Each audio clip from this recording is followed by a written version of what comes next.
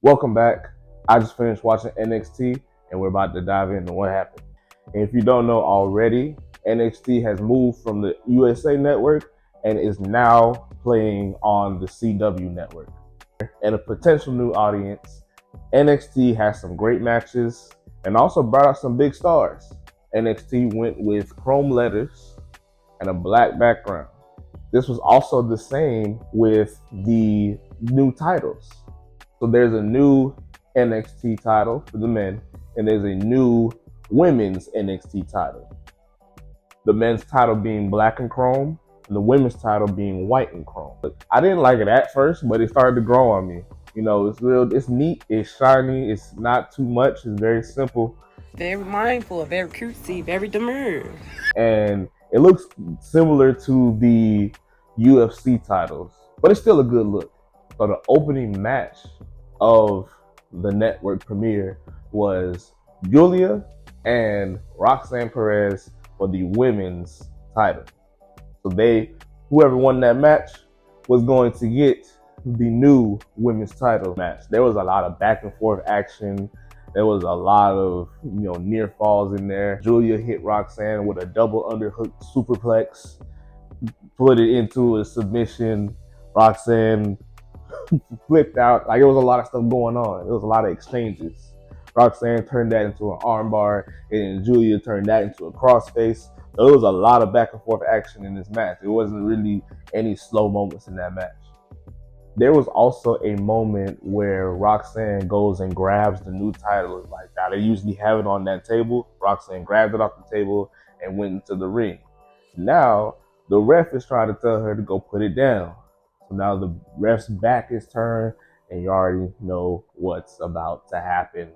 Then we see this mysterious figure. He had on a mask and a hood, came to the ring, and attacks Julia, giving the opening to Roxanne to hit the pop rocks, her finisher. Roxanne retains the title. Hands back to the mysterious lady.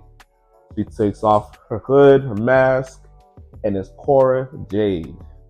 Now Julia not only has a problem with Roxanne, but now has a problem with Cora Jade because she had just cost her the title.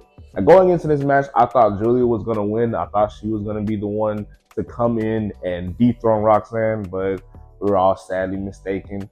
And Roxanne ends up retaining the title.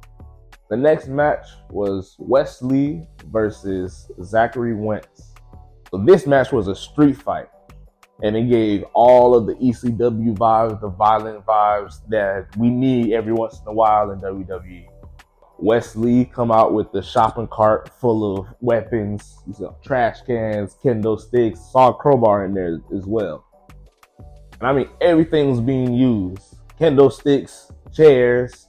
There was a spot Wesley threw about like 20 chairs into the ring. They even used like some big plank of wood, set it up on the chairs as if it was a table, and ended up going through that table. He gets a hold of the chain, he wraps the chain around his hand and just started wailing on Zachary. The rope wraps the chain around his knees and then jumps, boom, hit Zachary Wentz with knees with the chains, and then it was 1, 2, 3. Wesley wins the street fight against Zachary Wentz. Then we had Miz TV with Obafemi and Tony D'Angelo. The Miz trying to hype up the crowd, but we saw what you did yesterday to R-Truth. All right, Miz, you are a heel. You can't turn back from that. The people are going to boo you. And that's what happened. The crowd booed him for turning on R-Truth. And then we have Tony D'Angelo and Obafemi, going back and forth. Tony D'Angelo emphasizes that he's not afraid anymore. Going in before this segment, he had this motivational, type segment where he says, I'm afraid, but now I'm not afraid. And then you have Oba come back and say, you are broken. You are still broken. And they face each other. Tony D'Angelo says, you're just a man, Oba. And then Obafemi channels his inner Thanos and says, "I'm inevitable."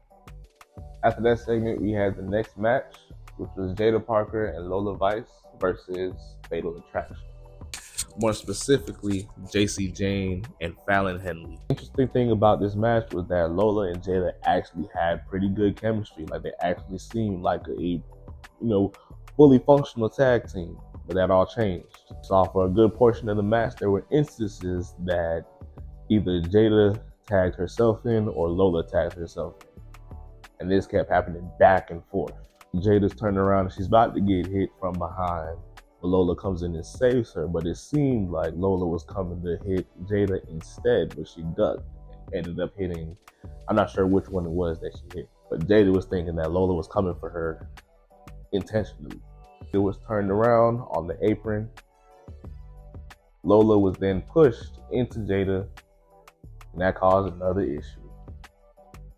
Jada ultimately said, "That's twice now," and walks out the match, leaving Lola in a 3-on-1 situation, and she ended up losing the match.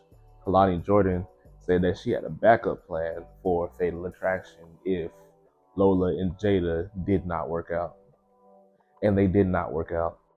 So she had to bring out her backup plan. Her backup plan was Jade Cargill and Bianca Belair, the tag team champions. They run in and they're on Kalani Jordan's side and they take out Fatal Attraction. Then we hit our main event, Trick Williams versus Ethan Page for the NXT title.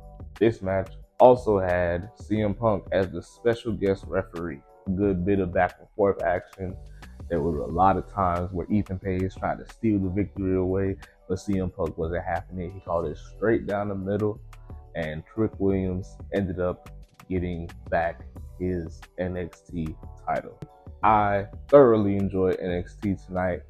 I think it was a great way to premiere on a new network, and hopefully they gain some new fans. If you have any thoughts or opinions on tonight's NXT, the network premiere, you can go ahead and comment below. Peace out.